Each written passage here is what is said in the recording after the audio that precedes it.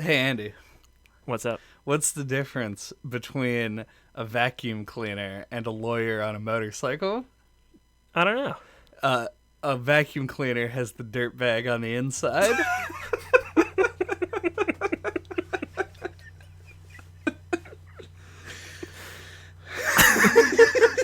Objection!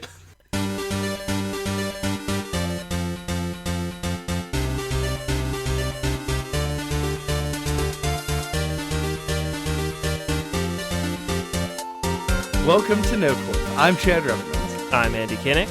And today we're joined once again by Daniel Otten. Hold it. Good one. Good one. And the reason it's a good one is because today we're going to be talking about Phoenix Wright Ace Attorney, which was released in 2001 in Japan on the Game Boy Advance. But most people that would be in our audience, I would say, wouldn't have played it until 2005 when it was released on the DS.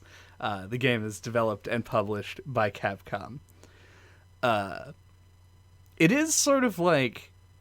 So Ace Attorney, I feel, I thought was a weird series when I first saw it. But then... Additionally, it's become one of Capcom's sort of like flagship franchises, and that's kind of insane to me. Yeah, it's a unique mix of things. It's like kind of like if you took the idea of like being a lawyer and made it like a kid's cartoon show, almost like the anime version of being a lawyer, and it just like it's this weird like personality and silliness to it that I think really makes it memorable. Yeah, and not only that, but it's that plus like the mix of genre. We talked about this very briefly on the Danganronpa episode where we were saying how it follows a similar pattern of like investigate, find stuff, and then you're supposed to put that to use in sort of, in both cases, a trial. And it's weird to think about, I guess, a little bit because of the way that this game handles like the trials and the investigation system as opposed to that game, which came out like 14 years later. Mm-hmm. And you can see the evolution to some extent, but it's so close to this one that like clearly this kind of invented the genre and the mainstays that kept it going, I guess. Yeah. I think the two halves kind of complement each other really well. It's like there you have like it's more visual novel-esque when you're doing the investigations, and you get to like interact with weird characters and do like some adventure game style like hunt around the environment for items. But then you get to the trial part, and it's like its own like tightly designed like courtroom drama like system where the idea is that you want to find contradictions in the witness testimony, which is like oddly satisfying. It might sound a little dry and boring on paper, but it's a lot of fun. Yeah, I agree. I really like that. Like, I think the core mechanic of the trial scenes is really good, and is basically the only way that you could even, like, at least ostensibly have someone play a video game where they're supposed to be a lawyer. Like, I don't know another way to make a game system that makes sense that you were supposed to be a lawyer in a courtroom. So I agree. I like the mechanic.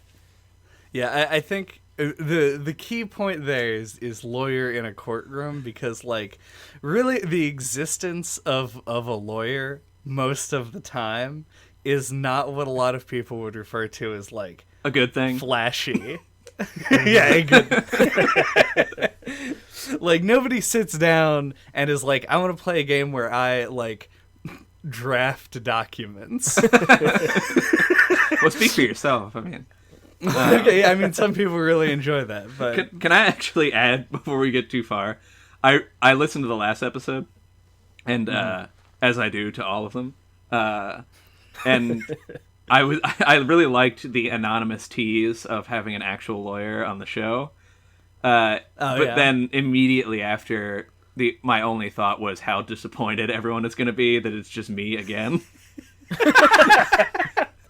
Okay, yeah, I guess that's. I mean, I like to imagine that everyone is excited when you come on the program. They're like, "Oh, Dan's back! It's a very special NOCLIP." And just to be clear, Dan is actually a lawyer, just in case it wasn't. No, yeah, Chad did not commit fraud, which I would know as a lawyer. Yeah. Yeah. So I'm glad that we got all of that out of the way. Right. Because I wanted to get everybody's sort of like thoughts and opinions on the layout and structure of this game before I come in and shit on it. Before you object to our opinions. Yeah. Because playing through this game, I feel like my takeaway from this is that I don't like it, but there are parts of this game, like things that it does, that I love, that I think are really, really good. And I think at the heart, the core of my malcontent with this game comes from the investigation parts and how clunky and weirdly laid out they are. And I have to imagine it comes from it being a GBA game when it was initially made. But I played it on a Switch on a release from 2019, and they did seemingly nothing to update it beyond its like DS level. I don't know, like the UI and the amount of tedium that's there just like killed me for so long. It is a little bit clunky, but it didn't really bother me that much. Like there were a few times where it did feel like you had to run around and forever before you found out like where to go to progress. Like, but you get that kind of thing in a lot of games like this. Like, it didn't seem particularly egregious in this game to me. But it feels like kind of overly simple when you're playing it on a big TV, and a little bit clunky to have to like bring up the menu and scroll through all the items and stuff. Yeah. Well, not even that, but like the move command is what really made me like. I was prepared to come in here and be like, the third trial I think is my least favorite one because the investigation requires you to go back and forth from different places so many times. Which one is the third one? Is it the Steel Samurai one? Yeah. Okay.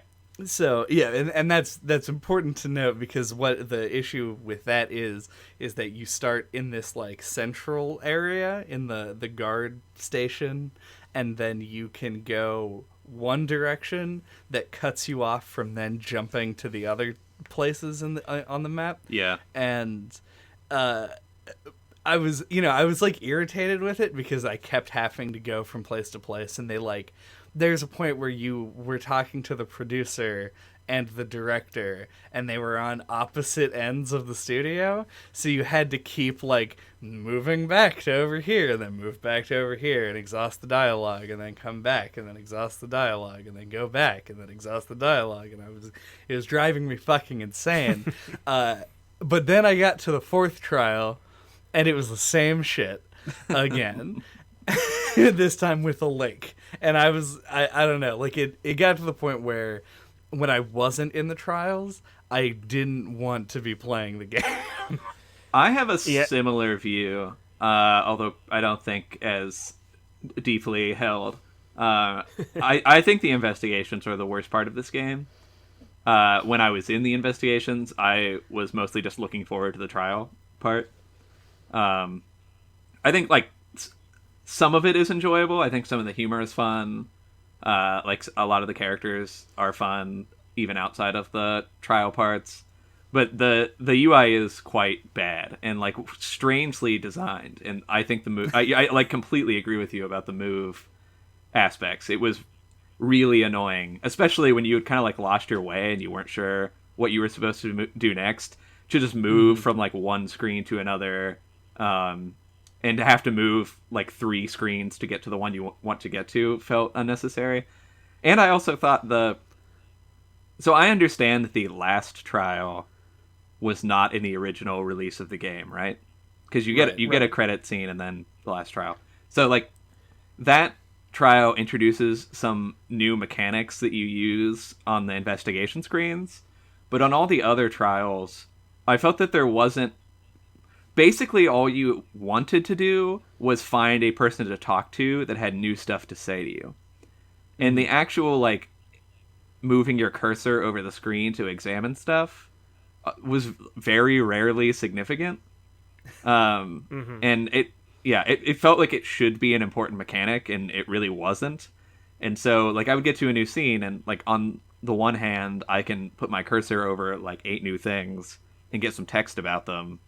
But I also know after a while that, like, it's very unlikely to be important. Right. So I found that to be kind of tedious. Yeah, I think the problem that crops up when you're doing that thing is that, for the most part, every single interaction is, like, mandatory. Like, you have to do it in order to progress. And so it becomes sort of like, it's less trial and error and more just doing literally everything. Just like, a there's checklist. there's no error. It's just doing all the stuff so that you can be done with it, I guess. Now, I completely agree with you guys, but I'm usually more like the most mild guy ever. Right. So it didn't really bother me. I do agree. Like, I did feel like I had to check everything in every room, and it would always lead to nothing. Yeah. Usually, Well, which was annoying. The most egregious part of that is that if you had, like, triggered an important dialogue, or, like, I don't know exactly what the trigger was, but sometimes it would, like, refresh the screen such that all the stuff you had already clicked on didn't have a check marks over the spyglass, and then you would click on it and it would say the exact same fucking thing again, but you still had I still felt like I have to click on everything because what if something's different. That was that was the most egregious thing to me, because I don't understand why I did that. There were a few instances where, like, a specific room was only available from one other room, which is really confusing. Like, the last trial, the police chief's office was only accessible from, like, the police department, you know, and, like, that was really annoying. But I had to imagine that it was designed that way, like you said, because it's on the GBA originally. Right. But they can only hold so many things in the memory at once or whatever. But, like, when they redid it for the DS, like, I don't understand why they wouldn't have updated that. Because, like, the new one they added, because, like, they added some DS features where you can, like, rotate the objects and, like, dust for fingerprints with a touchscreen, which I thought was a nice touch. But, I don't understand why they didn't, like, make all areas open to you at one time. Yeah, it's super weird, and I think that the reasoning for that is actually because the menu buttons, if they had put all of the areas on them, would have been so small that you couldn't read the text on a GBA. I suppose, yeah. And there's probably an argument to be made that you couldn't read them on a DS either, but you have 2 screens though. You do have 2 screens. I feel like you could have, like, rearranged things for the DS release. But that being said, I will say that the UI is a lot easier to navigate and a lot less irritating, I guess, if you use the touchscreen, which I ended up doing for the majority of the last... I didn't finish the last trial. I got to the point where I was like, this isn't worth it. I got through the second day. It is shockingly long. It's so long. The last trial? Yeah, like the extra one. Yes. It felt like fully one half of the game to me. Yeah, I think it literally is at least a third of it. Yeah. Maybe a little more. Yeah. I don't think it's... The last trial was too long. I was very ready for it to be over by the time I got to the end of it. Mm-hmm. It feels weird the way that it's, like, implemented as well. I feel like it's just sort of the nature of how games on the DS were released.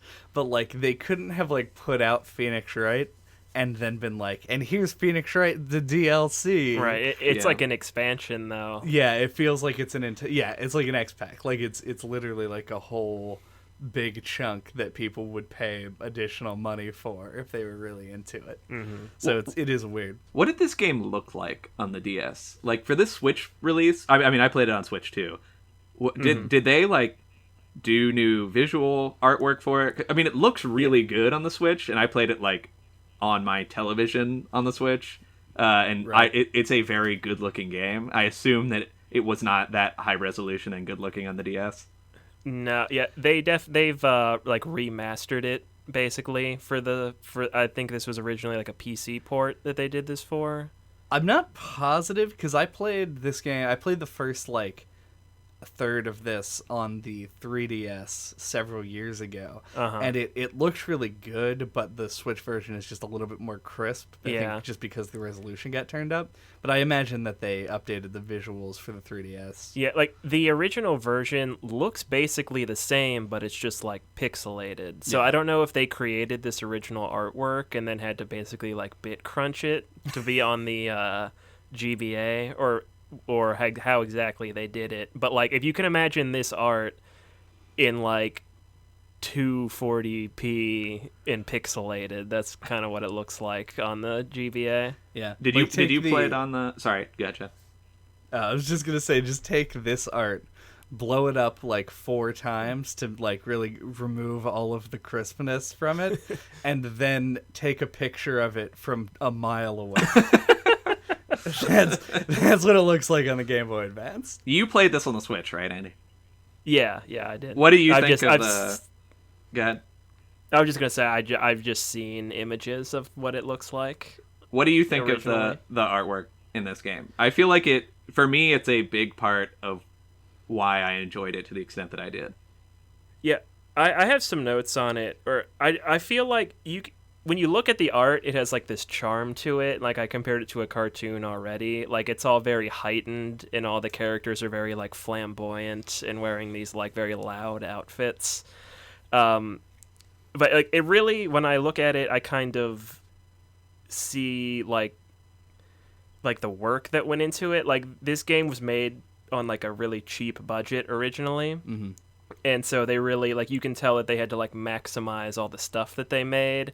And, like, the courtroom scenes, it's only got, like, 4 screens, and the characters have, like, very simple animations. But, like, they really squeeze all the quality they can out of it. Like, it really goes a long way with what it has. And it's just what it makes me think of. Like, you can still make a quality game for cheap and, like, make everything really work if you design with, like, your limitations in mind.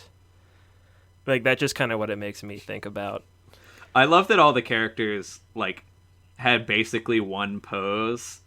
And, like, they were, whether they were in court or out of court. And my favorite instance of that is the bellboy at the hotel, when he testifies and has, like, the full tea tray, like, in his hands on the witness stand. Like, that is a pretty funny gag, and it also, like, saves him a bunch of money and, like, resources, so... Yeah.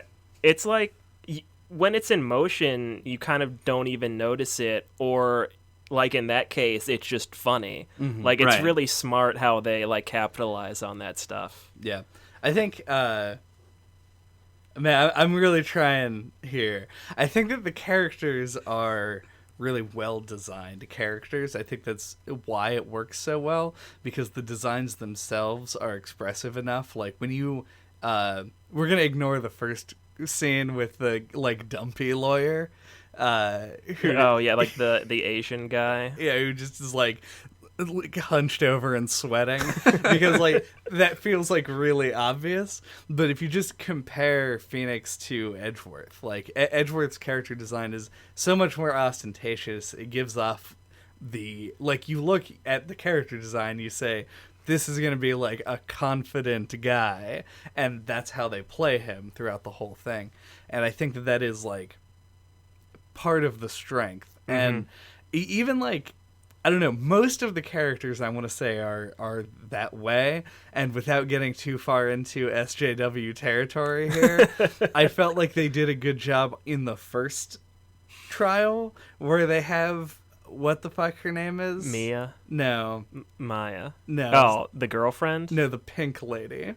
Oh, April May. He's in the second That's, trial. April May. Yeah. You need to tread lightly here, Chad, because good and April May are not things that I feel like go together. That's fair, but I feel like her character was specifically designed around the trope that she acts like.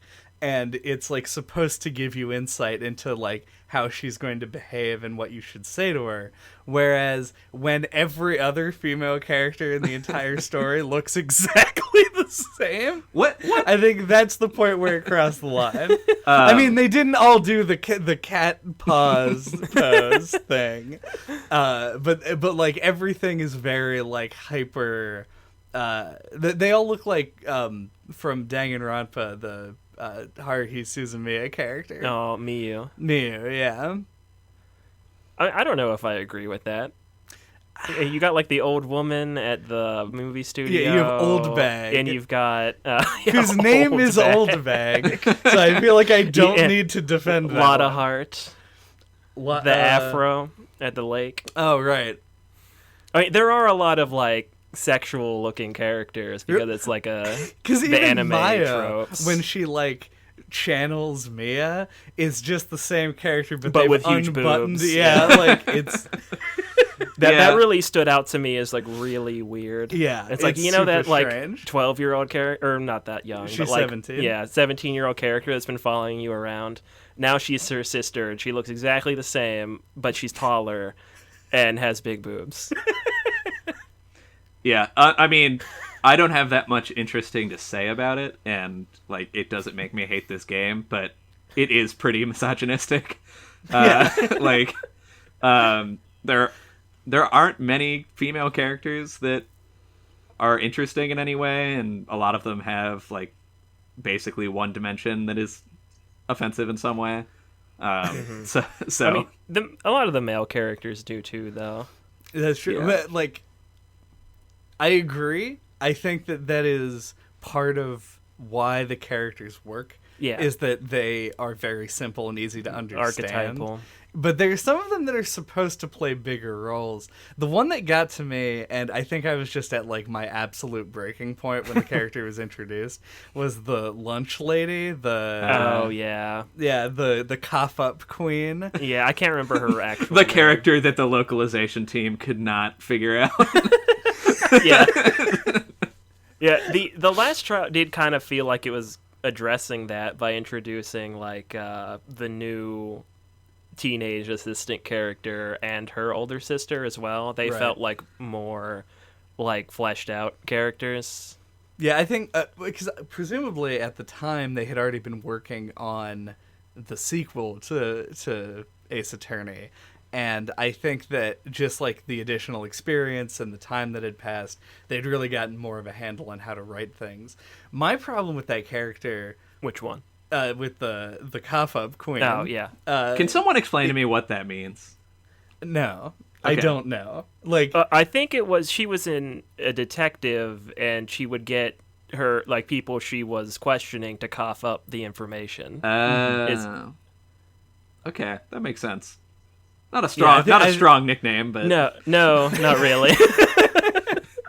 but the thing that got to me about her more than anything was the fact that she kept doing these like animation flourishes in the courtroom scenes, Yeah. where she would present a lunchbox and give you shitty dialogue, and I hate when they do that because it just takes my time and doesn't give me anything. Yeah.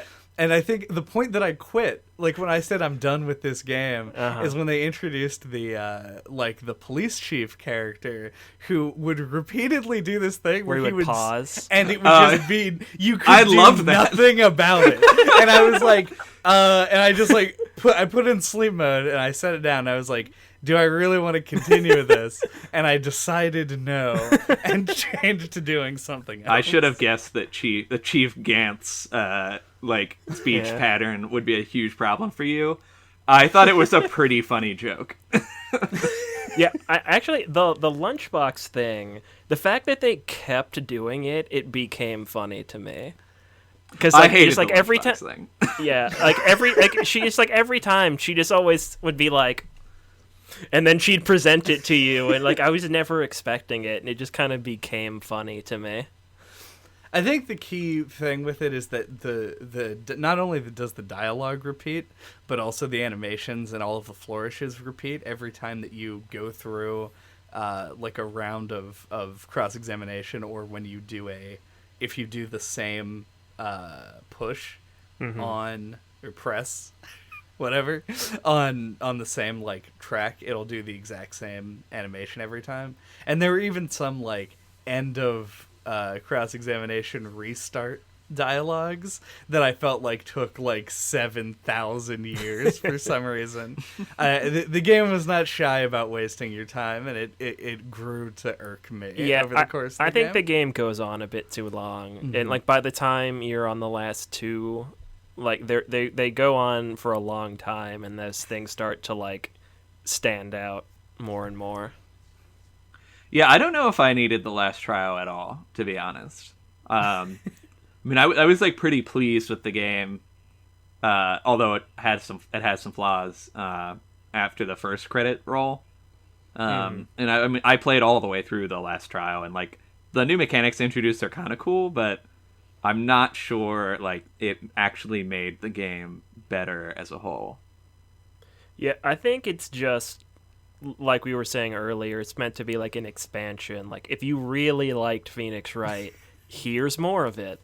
Yeah, or I could see myself going back to it after like a month or something after finishing the game. I was thinking that like this game was designed for handhelds, and I think playing it more piecemeal would enhance the game a lot. What did you think of the choice to replace Maya, and mostly Maya, but I guess also Mia, with characters with basically the same faces? I didn't get why they chose to do that. It was like the actress died in between trials. Like that is a really good way of putting it, because they introduced these two new characters which have like the same dynamic as the old ones, and the only thing, and they look exactly the same. Like, they look very similar. But the only thing I could think of was Chad brought up just a little bit ago that like they were already making probably the sequel, and they've done several other games since. Like they just kind of wanted to create some new characters that they could use in the future, but they didn't want to do a lot of work. Yeah, so like I think they wanted to the new content to stand out, and like they wanted to add some new characters. Why they made them the same as the old ones, though, that's the real weird part. Yeah, it's confusing. Yeah. What did you think of Maya and her replacement? Did you have a strong feeling about her? Because she was in a lot of ways my least favorite part of the game.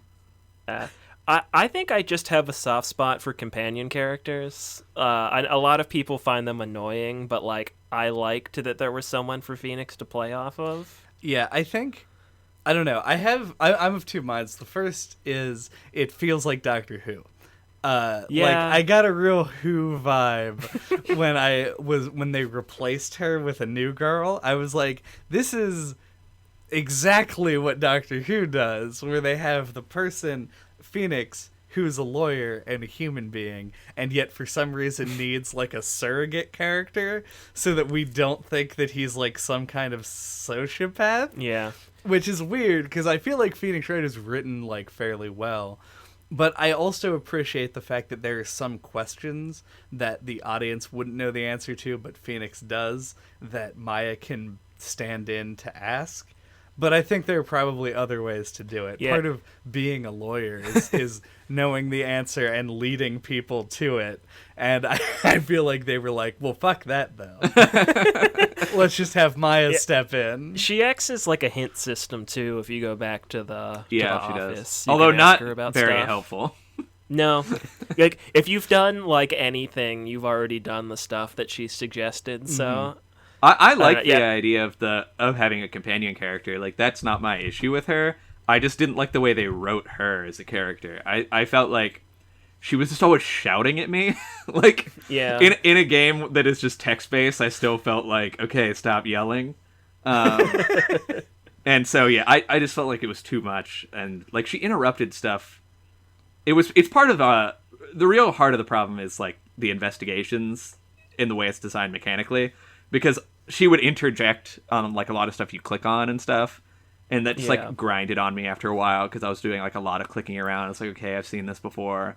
So, like the screen shake rumble where she has like the open mouth like gasp. Yeah, I feel like that happened way too much. Yes. I mean, she kind of reminds me of Angie from Trauma Center, except... Oh, yeah, that's good comparison. Yeah, except that Maya doesn't, like, assume that you are the worst at everything. I think Maya's character is at her strongest in the interstitials because it kind of gives you...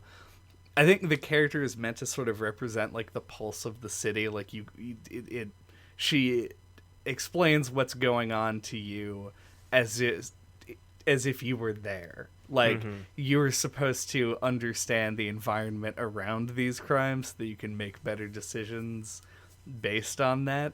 But I think that most of the time she ends up sort of getting in the way is maybe the wrong... being used improperly. Like, the character shows up in places where they shouldn't. And that's kind of, I don't know.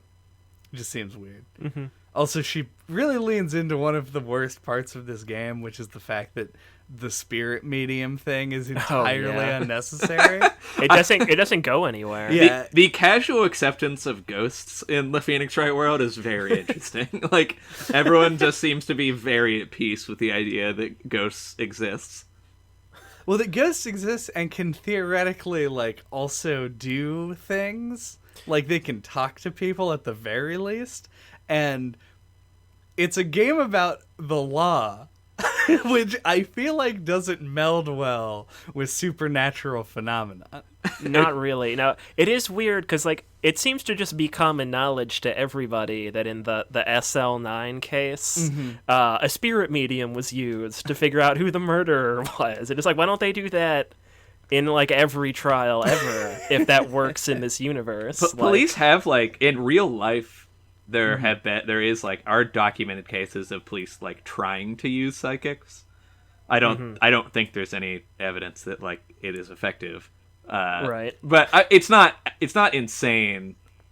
What's crazy about the SL9 case is that like the wrong person got convicted because of a spirit medium. Right. Not that they used a spirit medium.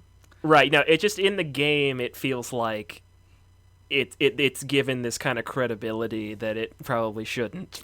Right. Yeah. On the other hand, there are real ghosts, so... That's true. There are real ghosts in this game also.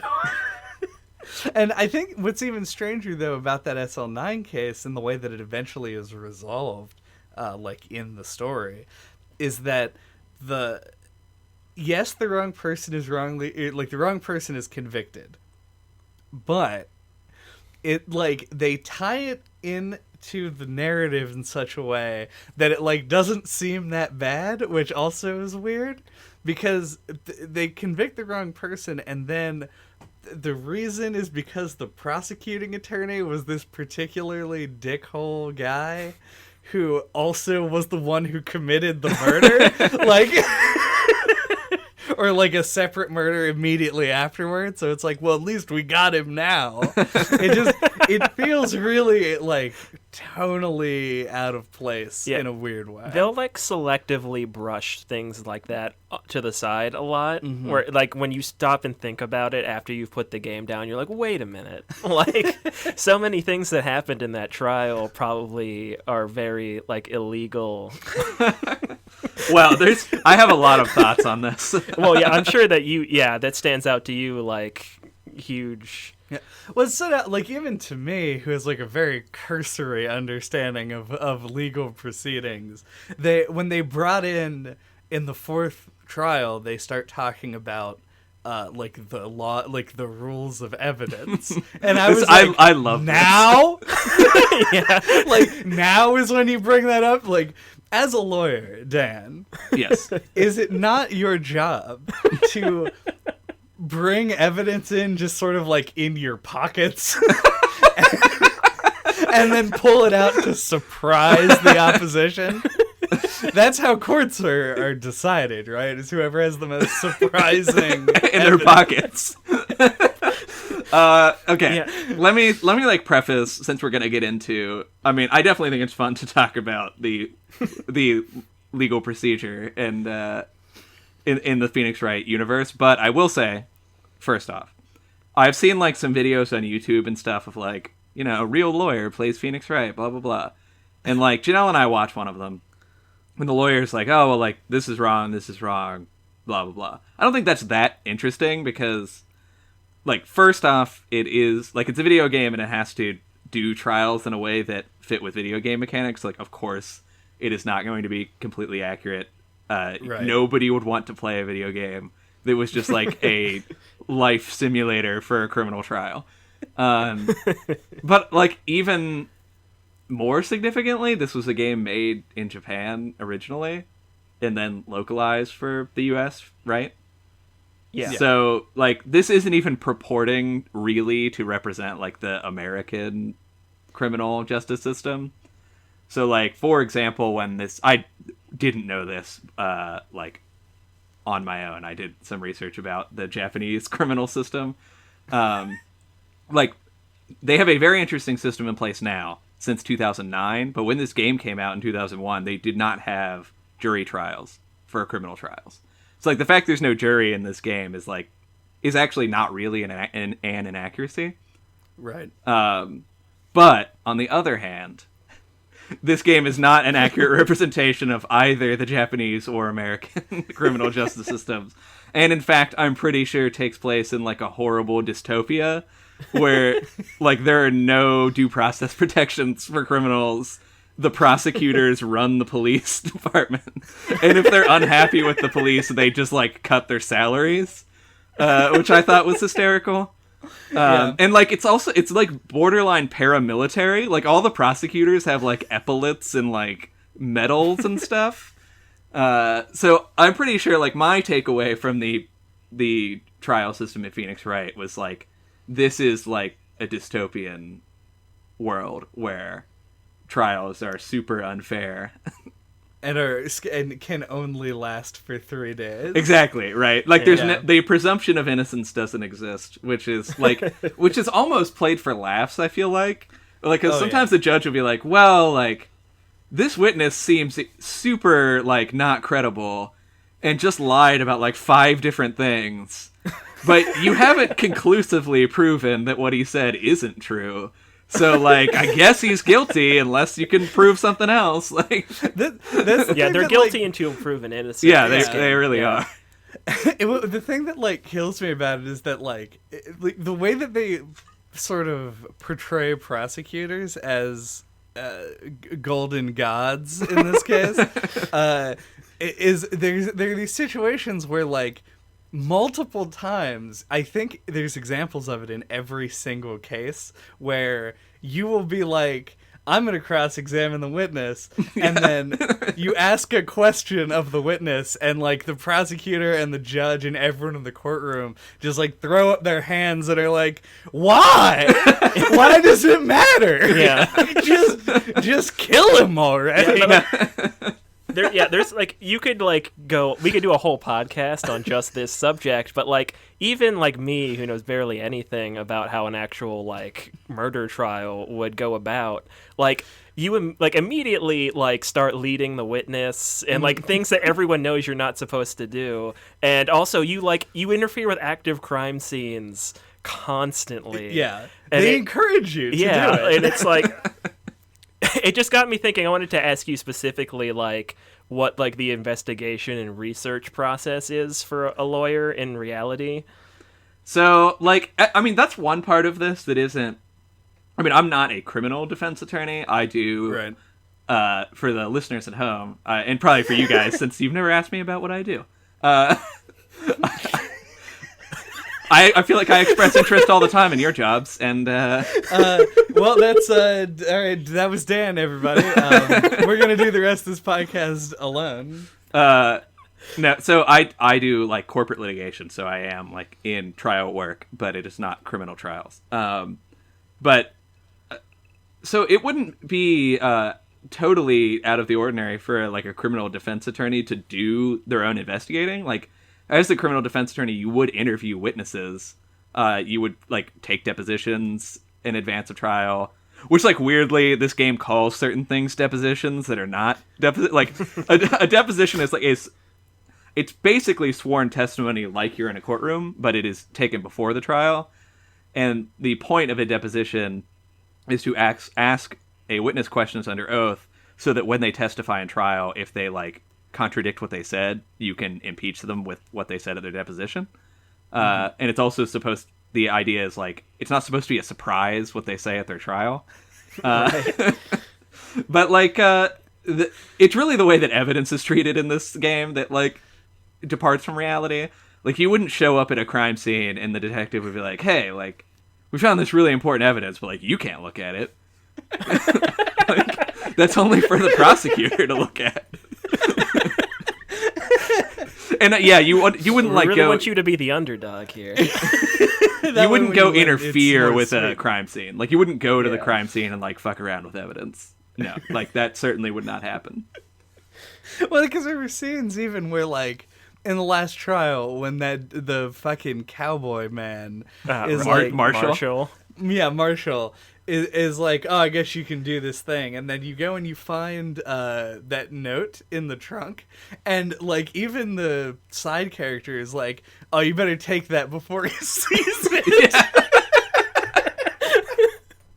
I was like, oh, the thing that kills me, and the reason I brought any of this up in the first place is because I think that the key piece of evidence that this game has no idea how to like portray the court system is mostly the fact that it does bring up rules about evidence that it has been flagrantly ignoring for the entire duration of the game.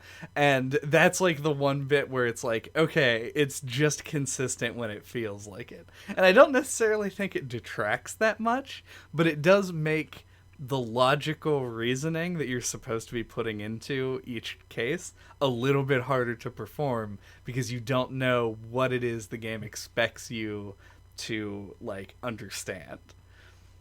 I really liked the rules of evidence bit though. Like I think that was tongue in cheek, and I mean they were kind of hanging a lampshade on the rules of evidence problem. 100%, yeah. But it was really funny when I got it and opened it up, and there were 2 rules of evidence. Yeah.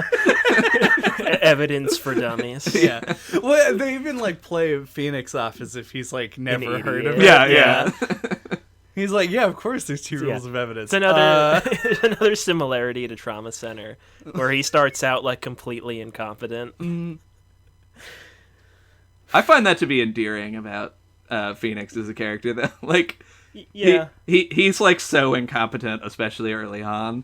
And I like that he really just makes it up as he goes. Oh, yeah. The judge would be like, do you have a problem with this evidence? And he's like, I better say yes and then figure it out. Or else... Yep. There's sort of an element of the court trials where it speaks to the way that they treat prosecutors in fiction versus defense attorneys. That it like pits you against them as if they're different opponents, and that's sort of an element of the game design that I want to get into in a little bit after a break. Is that cool with everybody? We could take a brief recess. Yeah, no objections, Your Honor. It's a great gavel noise. Thanks. It just sounds like you hit Andy with a baseball bat. Alright, well, court is adjourned.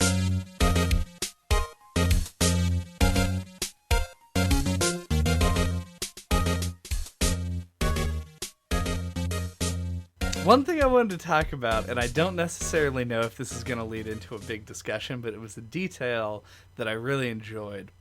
And I'm committed to this second half of the podcast being like more positive generally, because we've kind of mowed through all the stuff about the game that I wasn't a big fan of. But one of the things that I really liked, and this plays into the larger sort of like visual and sound design, is that when they pit you as a defense attorney against these different prosecutors, and admittedly most of the time it is Edgeworth, but there are 2 occasions where it's not. It really feels like Capcom drawing from their like fighting game legacy in a way that is used that makes it almost like a meta joke. Like, and it's very funny to me Like, the joke lands really well, especially with the sound effects and everything. Like when you object to somebody and they like clutch their chest and they're like, ah! And they even have like the same sounds, like the when somebody like refutes one of your points, it sounds like when like Vega stabs somebody in Street Fighter. It has that like sort of sheer sound effect, and I love it. Like, it's so good and it's so funny, and it works really well in this context. Mm-hmm. It's very reserved too. Like, they don't do it too much, and I like that each different prosecutor has their own little animations, and like the fact, what's the lawyer that was, or the prosecutor that was Edgeworth's mentor? Von Karma.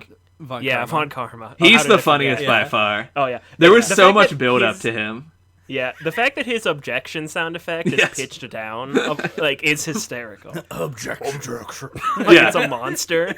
Yeah, I love that, because like narratively, people kept, before you saw him, people kept being like, oh, like Von Karma, like, he's the greatest fucking prosecutor ever to walk the earth. Like, he's terrifying. He looks at witnesses and turns them to stone. Guilty. Yeah, and then like you see him and he's like this enormous, like, hulking dude, and his objections are like super deep. I thought like he was hysterical. He's like the M. Bison of the game. Yeah, he is. Just like, what? Just this huge giant, but he's like an old man also. Yeah, I don't know. There's something very funny about him. And bring it full circle because Phoenix Wright's been in Marvel vs. Capcom. Right? Yeah. Yeah. Von Karma is a buff. Still amazing. He's a buff anime grandpa, which I think has been discussed on the podcast there before. You go. Yeah, 100%. In shape anime grandpa. He really is. Yep, he fits that trope. Yeah, so I do love that, and I love the way that they like sort of pit you against them. The one thing that I do take is that like I feel like the different prosecutors don't really like, it doesn't feel like you're up against somebody else. It's just sort of a variation on the talking parts. Von Karma does get that thing where like he'll just like ignore your objections, and that's amusing. Like, I think that they do that well, but it's not really different. It's just a different way of handling each step. Like, even when he does that, you've still done something correct. It doesn't penalize you. Yeah, and I really like that Edgeworth is the defendant. Yeah, that's the word. In the fourth trial, and after that happens, like, the dynamic you have when he's the prosecutor changes, that where he's more cooperative. I thought that they actually gave them their relationship like a little arc. Yeah, but I thought that was nice. I think Edgeworth is the best character in the game. I agree. That's probably not a hot take, but like, I actually really liked him. Like, I'm a sucker for that. They gave him his own game, so. Oh, did they? I didn't know that. Yeah. Well, I will probably play it. But I don't know what it's called narratively. There's probably like a term for it, but like the villain turned like protagonist, I really like. He gave me like Zuko vibes a little bit. Yeah, or like Vegeta or something. Yeah, like I was very endeared to him. Zuko or Vegeta. But yeah, he was great. I loved Edgeworth. Like, he had an actual interesting story. Like, had a reason for like how much he like believed in getting convictions, and like underwent some growth in the story. And like, in a game full of one-dimensional characters, I thought he was actually kind of like the heart of the story. Yeah, because even Phoenix Wright himself does not carry a lot of the narrative. No. Or any of it. His one big reveal, which is that like he, Edgeworth, and Butts, Larry, Larry Butts, were like students together, and like a weird incident where somebody stole Edgeworth's lunch money, like made him become a defense attorney. Like, is so bland and kind of uninteresting, and they play it off like it's this big dramatic moment, but it just doesn't work. But his father was a defense attorney, which is a way better reason for him to want to be a defense attorney. Yeah. Like, the lunch money story, it seemed like pales in comparison to I was there when my father, who was a defense attorney, was murdered. Right. Yeah, that like, and everything about that is like, I don't know. It plays to the point that like Edgeworth is like the most fleshed out character in the game, with like, I don't know, the possible exception of Maya, but her story is so stupid that it's hard to like really put her in the same category. Well, she doesn't really have an arc the way that Edgeworth does. No. Right. Well, she does. It's not a good one, and it doesn't end. They set it up for like multiple games. Yeah, like she comes back in the future titles, so maybe in the next game she'll have boobs of her own. Can only hope. Yeah, but it really bothered me the way that her sister had boobs. I did not like it. Did not like it at all. She's supposed to be this like super competent lawyer, and she just looks like ridiculous. Yeah. Yep. Well, I mean, everyone looks a little bit ridiculous. I would question the validity of that complaint as much as I like agree with you. Devil's advocate, every prosecutor in this game is wearing like Victorian era dress clothes. I thought one thing I really loved in the final trial was in the investigation part. Like in his office, he has that shirt framed on the wall. Yeah. Like I thought that was fucking hysterical. I mean, fair. I also like the references to Phoenix's hair. I think they're usually pretty funny. Yeah. When he like looks in the mirror, he's like, I see my hair is nice and spiky the way I like it. The way I like it, yeah. I think that was the only one of those jokes that really landed for me, but that's as a former spiky-haired That's true. Weirdo, yeah. One thing I wanted to get into was the actual, like, we touched on the evidence in the first half, but, like, the actual, like, gameplay of it, like, presenting evidence to the different testimonies. Mm-hmm. Just wondering, like, what you guys thought of it, because I found it had the problem that, like, a lot of kind of puzzle games have, where I'd be, like, a couple steps ahead of the game and would try to present stuff, and it would tell me it wasn't relevant yet. Yeah. The fourth trial, I presented the autopsy report of there being a single gunshot like 3 times before it actually came up. It doesn't even come up in the first day, but every single person is like, yep, heard 2 gunshots, and Phoenix is like, it's probably not that important, I guess.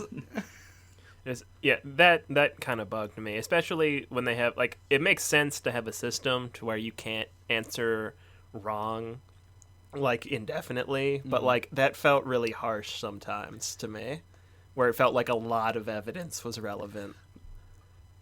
Yeah, and I think that I probably would have failed if I had continued with the last trial, because I thought it got to the point where there was, 1, so much evidence to present, and 2, the leaps in logic that they wanted you to make were getting more and more sort of like obtuse.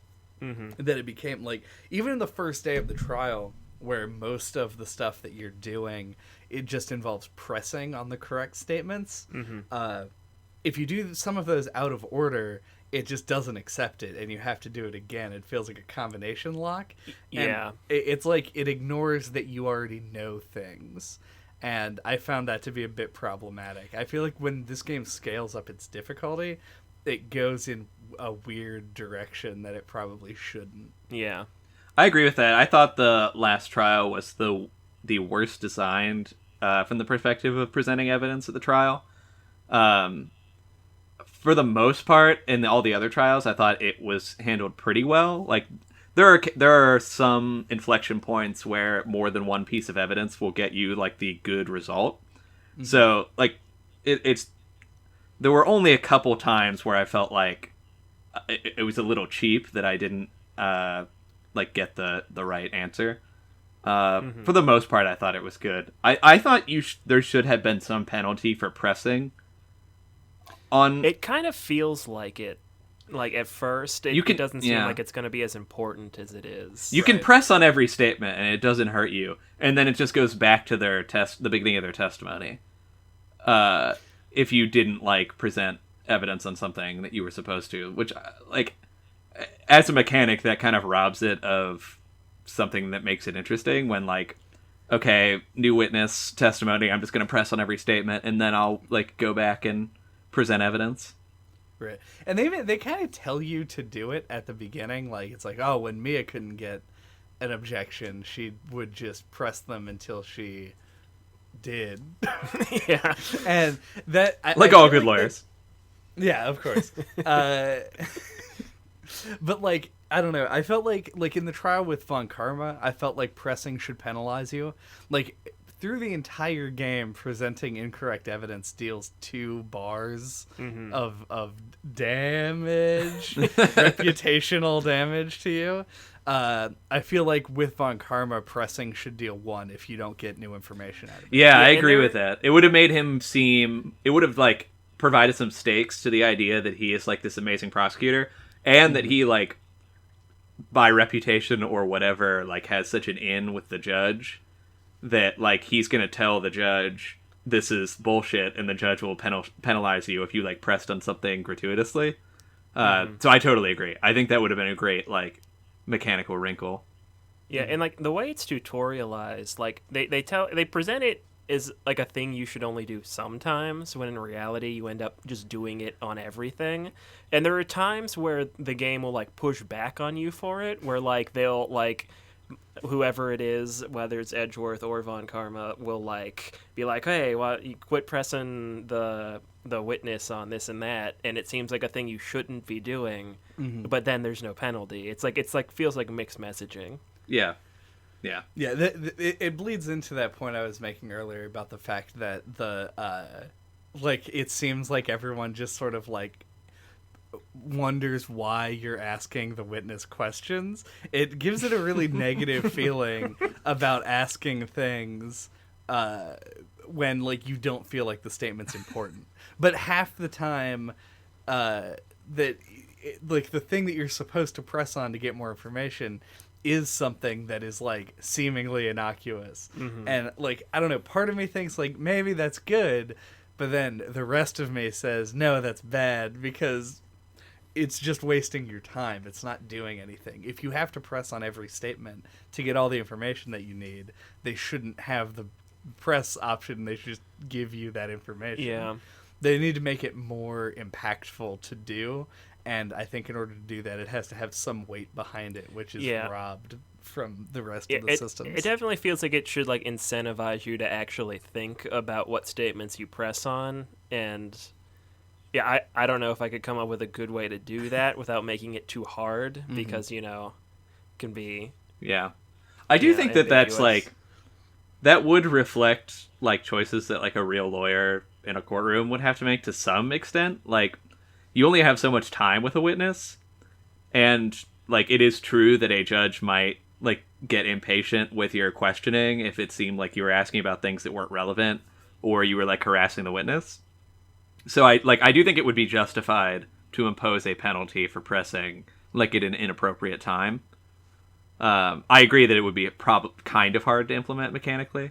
I do like that I think you may have mentioned this earlier, Chad, but the prosecutors sometimes will, like, get really upset when you press them on something that is, like, super relevant to the case. They'd be like, I saw him stab her, and it's like, well, like, are you sure that you saw him? And the prosecutor would be like, this is a waste of time. Like, the witness already said they saw him. Like, it's like, well, how clearly did you see them? Like, this is bullshit.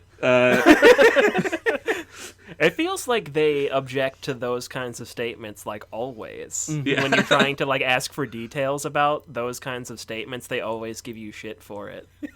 They're like, hey, my client already told you. Like, Yeah, not to jump back into the process discussion from earlier, but I love the idea that, like, a witness can just say, Edgeworth told me not to say this. Yeah. And the I was judge told is not like, to talk "Oh, about well." he doesn't know what he's talking about.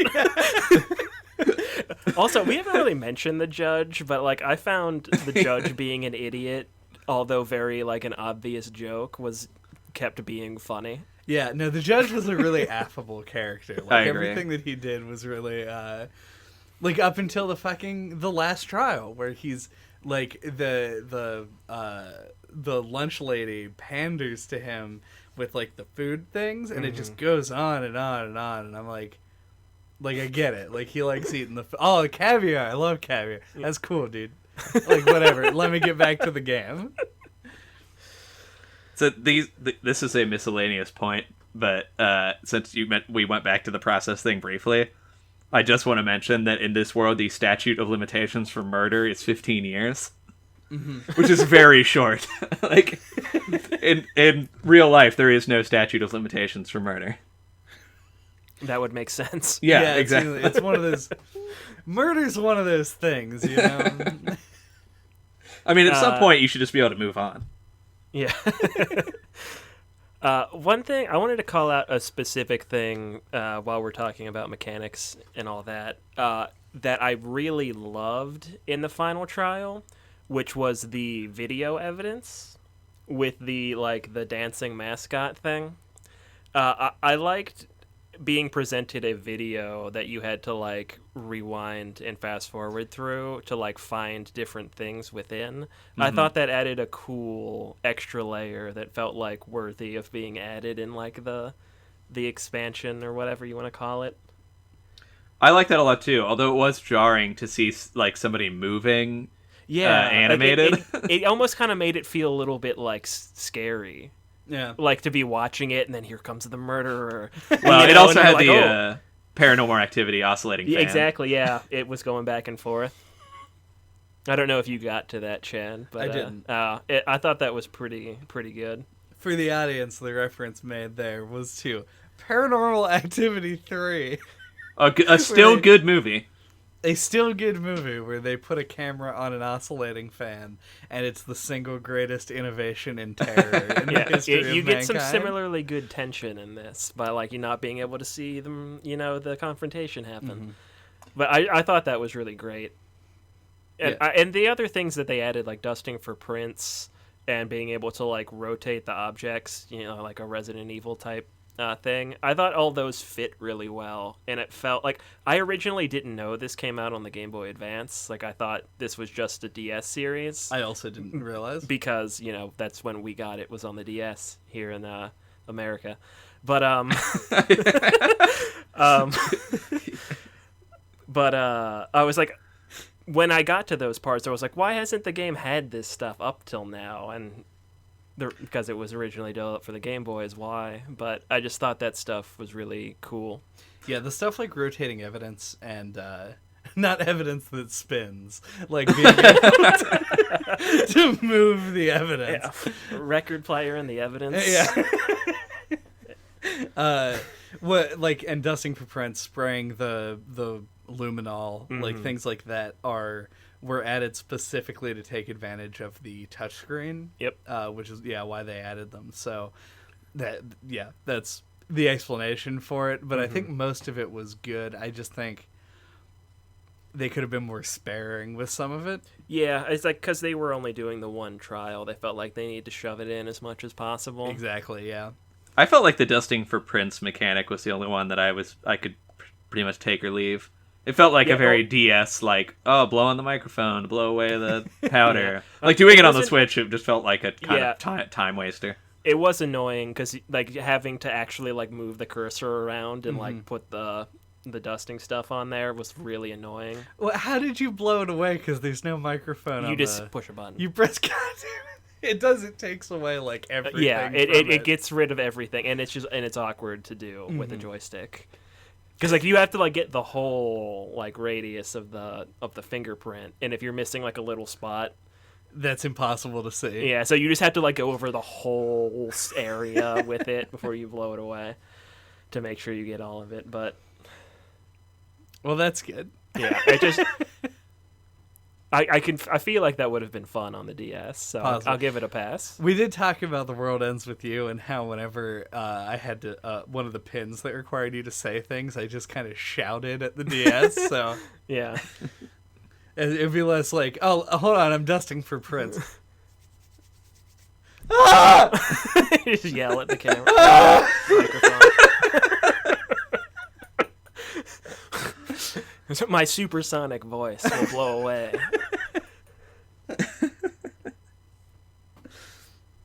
God, I don't know. What you got there on your notes? We've covered everything I think I put in my notes. Oh, never mind. I got a really good one right here. Aren't you glad you asked me, Chad? Objection! Objection! I thought it was... What is the point of this new discussion topic? Oh, gee. Andy, if you unless you can find a contradiction in what Chad said, I'm gonna hold you in contempt of court. All right, we're gonna have to do that because I can't contradict what Chad said. But I do have some a cool topic. I'm a rock Whereas solid witness. I didn't think about this while playing, but like when I was thinking about it afterwards, I was like, it's kind of weird that like every single like trial's a murder trial.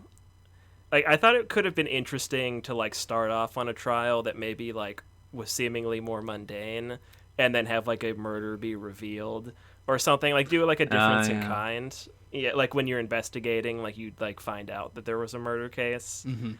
I thought that could have been cool.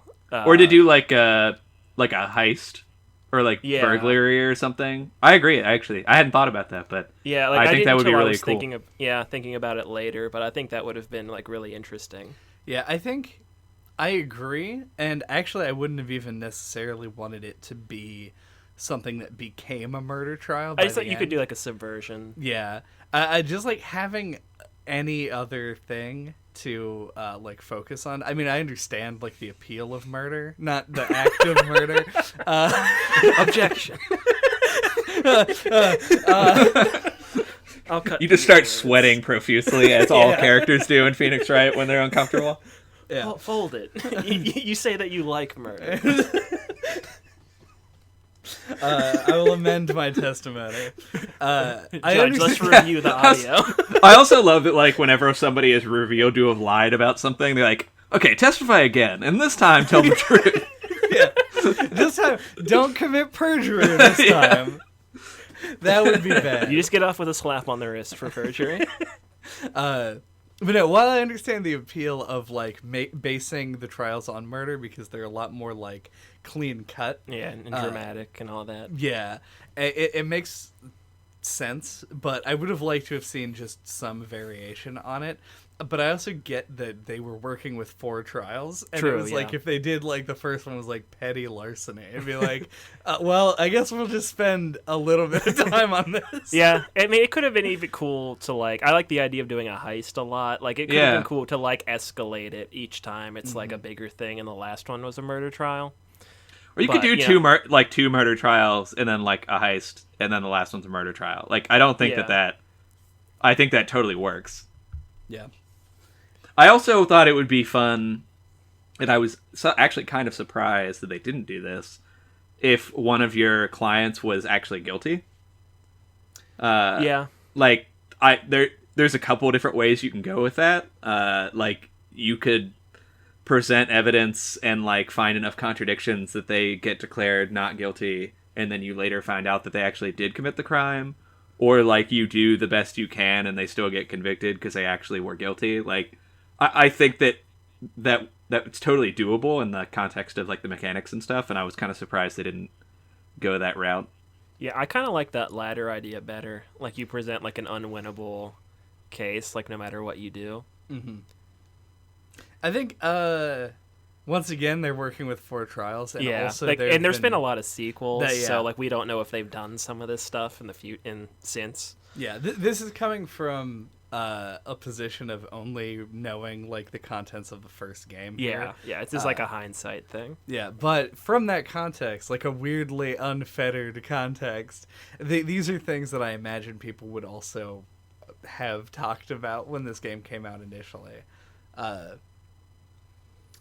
Yeah, I feel like the ideas that they've expressed in the first game go a long way to sort of like not being able to do a purely like this is a guilty verdict for sure kind of situation, because like you have like a ghost girlfriend who keeps telling you to believe in your clients. Like, even when there was a situation where there was photographic evidence that 2 people standing 1 foot apart on a boat shot one another, it seems like like you couldn't have at that point just given up, where they give you the guilty verdict and you go, wait a second, I've got more to do here. Yeah, what the game as is, it feels like it would be hard to do it that way. It almost feels, like believing in your clients is kind of like a theme of the game. Though also not a good thing to do if you're actually a defense attorney. I've heard in the little bit of research that I was doing that it's actually like bad if you really believe that your client is innocent, because it'll like interfere with your like the job you have to do. Like you're worried. You'll be worried about it more or whatever. The reality is, like, in criminal defense work generally, most people accused of crimes are guilty. Like, the accusation itself is not evidence that they committed the crime, but like, as a matter of fact, like, a large majority of people accused of crimes are guilty of the crimes they have been accused of.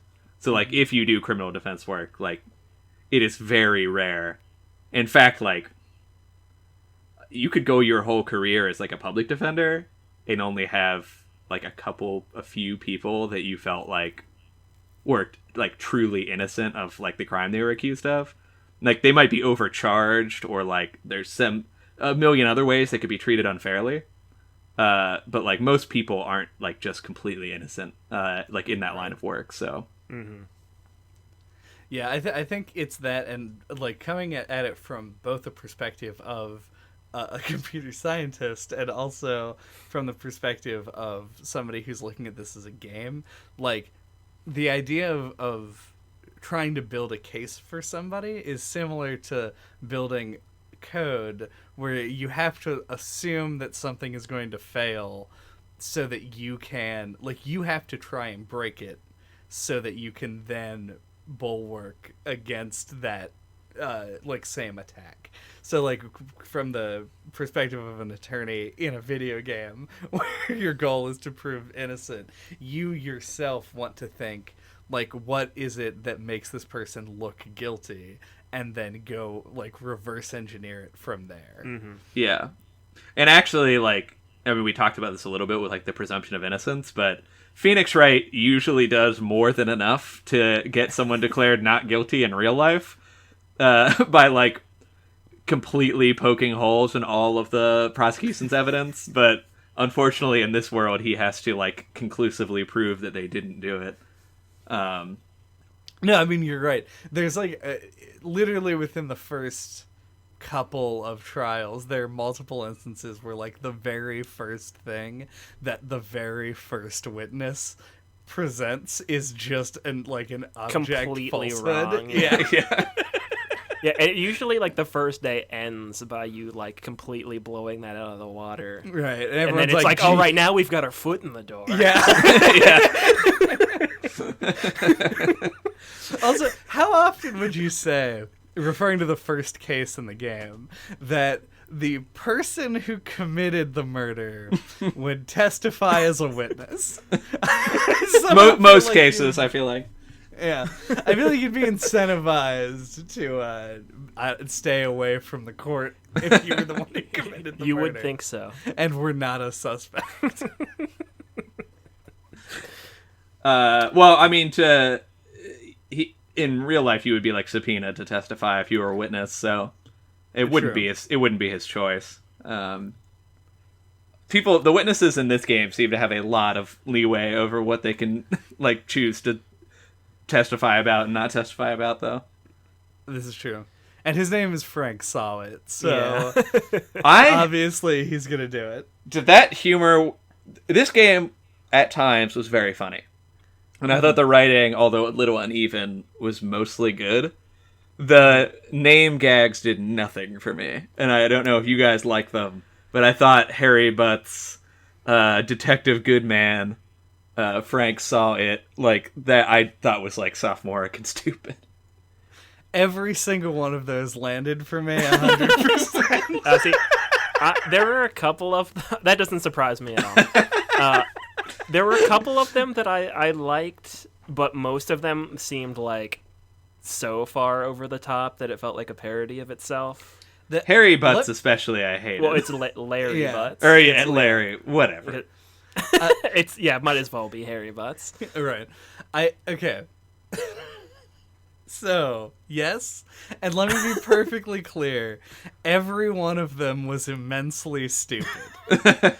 Which means you love it. Right. I just loved it because it is like complete, like it has... Well, okay, there's two things. One, it's immensely stupid, and that is funny to me. Like, to just unironically present your characters with these names is just a funny thing to do, in my opinion.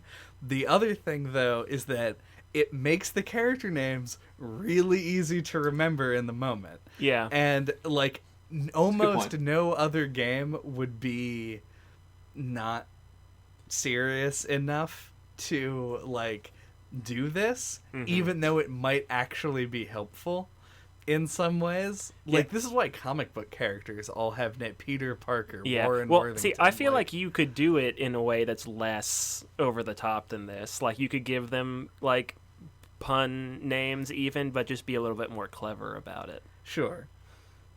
I don't know. I do agree. Like, I don't think that there isn't room for improvement. Yeah, I don't think it detracts or anything, but, like, yeah, they're definitely eye-rolling, I think. Yeah. It's also weird how, like... Is the goal. It's kind of inconsistent because, like, especially early on, it feels like every character that is not you has, like, a dumb pun name. But then like, Edgeworth, it's not really a pun.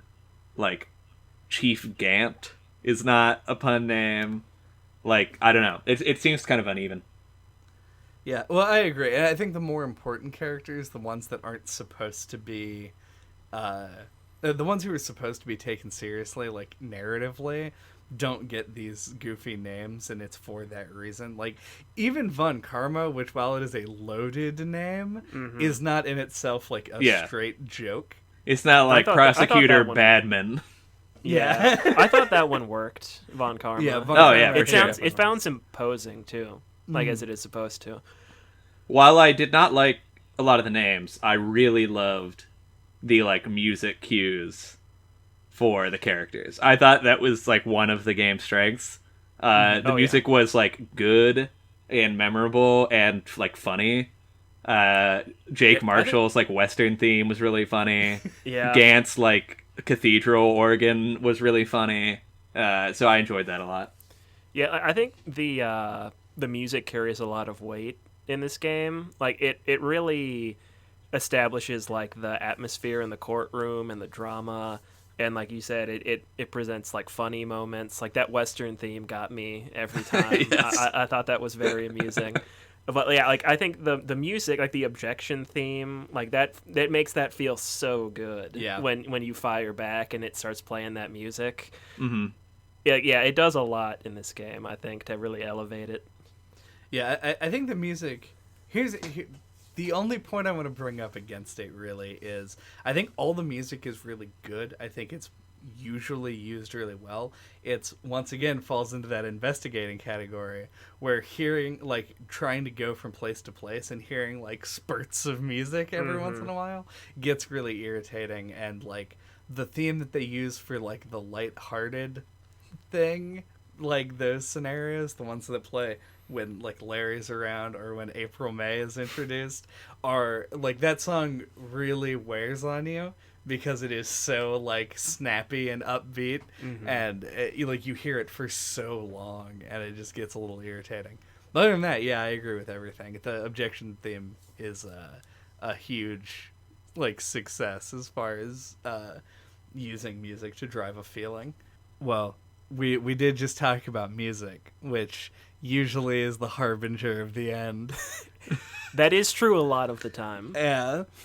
So I guess at this point I'd like to ask if you guys have any... Closing statements? Closing statements. I'm going to let Andy stew in that for a second. It's like you had that prepared. I did not. I guess in tradition, I'll go first. Yeah.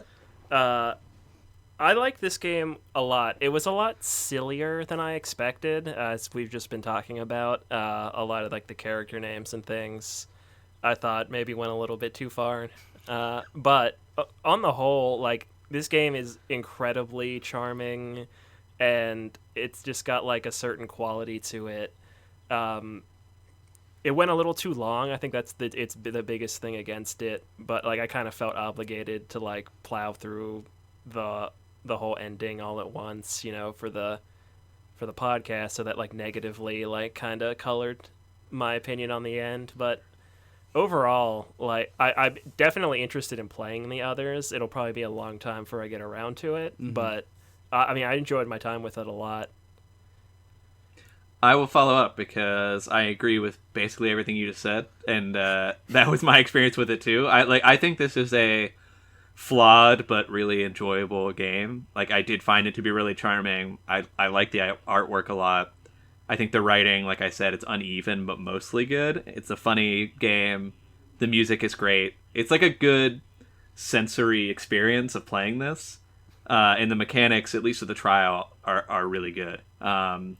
It is too long. I could have done without the last trial, or at least like a significant break in between when I played the first part of the game and the last trial. So I think it's like a kind of bite-sized experience of playing like the original game. It's great. And then maybe like taking some time off and coming back to it and treating it like as an expansion. But otherwise, yeah, I certainly had criticisms of this, but I enjoyed my time with it. It's been a while since we've recorded an episode with 3 people, and it's making final thoughts. Like, for me, I'm like, man, usually I just wait for Annie to be done, and then I do mine.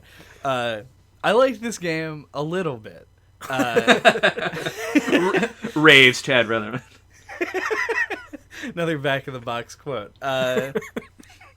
And the parts of it that it did well, I think have paved the way for other games to sort of pick up, in not only in its own series but also in other sort of like these logic-based games that, thanks to Mystery May, we've actually talked about a number of. And I like looking at it in the context of a game that was originally released in 2001. I think that this is actually kind of outstanding. I think only in retrospect is it a situation where it doesn't quite live up to the hype, and I think that the later games probably would improve upon the issues that I take with it. So all of that with a grain of salt, I think the overall experience of this is good, and I think the fact that they sell it as a trilogy is kind of telling, where they're kind of encouraging you to play more than the first one. And then that's where the length being an issue sort of like comes in, because like right now I have no desire to continue playing, but maybe in the future I will, and I'll have that available to me because of that package. So I don't know.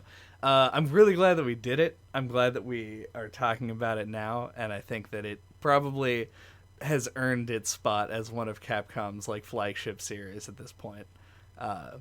The fact that this can be like mentioned in the same breath as Resident Evil is kind of wild to me. Mm-hmm. I mean, I think we can all agree on Phoenix Wright for Smash. Oh yeah, Phoenix Wright for Smash. Yeah. Edgeworth for Smash. Oh, I'd love that. No, his final Smash will be that Edgeworth will say something and then he'll object to it. Right, yeah. And the objection bubble will like deal a bunch of damage to everybody. Now, his final smash is he takes one of the other fighters out on a boat and shoots him.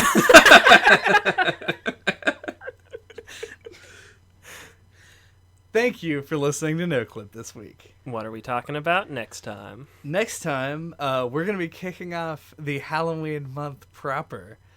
Probably like after at least one Halloween episode of Pocket, so maybe kicking off is not the right terminology here. But we're going to be talking about Silent Hill 2, which goes in with Castlevania and others as games that we really should have played before now, but this will be the first experience for both of us. Dang, I didn't know you were playing Silent Hill 2. I'm excited about that. Yeah. Yeah. If it were more accessible, we probably would have asked if you wanted to do it, but copies are expensive, and I do have no money. PlayStation 2. Yeah. Well, also, like, you'd have to like get a PS2 and a copy of the game and play it. and then in presumably time just put and the PS2 in a garbage can afterwards. Yeah. So No, I was not trying to guilt you guys over not asking me to do it. I was expressing genuine excitement that is a game you're doing. Here's the deal: if you play the game before we record it, we'll have you on. Unless this is really hard to edit, in which case you're fired. we'll cut your salary. Yeah. Oh, damn it. Don't you know that we have raises coming up? Until that time, if you want to get a hold of us, all of our contact information is on our website at NOCLIPpodcast.com. There you can find our Twitter, our email address, our YouTube page, all of our old episodes. Listen to us talk about games by Spike Chunsoft that have clearly taken inspiration from this one, like 999, and more specifically Danganronpa. I don't know. Do you have any episode recommendations, Dan? Putting him on the spot. Trauma Center is one of my favorites. Super Mario Sunshine is a classic, I feel like. I have noticed, by the way, that on the Apple podcast app, the episodes only go back to 15. You can't access the first 15 episodes. Thank God. I like a lot of the early episodes, and I know you guys feel like the quality has gotten a lot better, but personally I feel like you guys haven't really improved at all.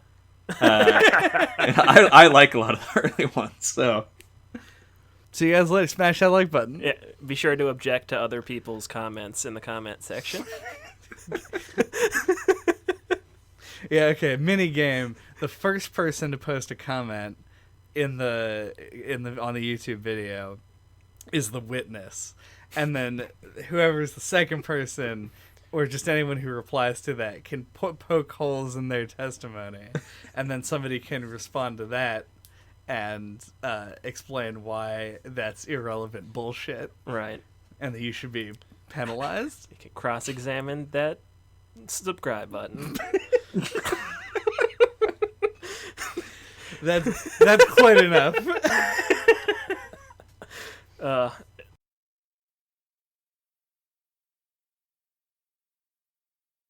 we didn't talk about this. Should not be on the podcast, so you can stop the recording. The fucking dog Missile killed me. I loved it. He was so cute. Fourth trial, they give you a metal detector, a dog, and something else. I actually didn't take the dog. Oh, really? Yeah, I didn't. I took the dog first because I thought maybe it'd be able to smell for something. Right. And Sniff out crime. Take a bite out of crime. Scruff. It was Scruff McGruff. Scruff McGruff. Missile is Scruff McGruff's son.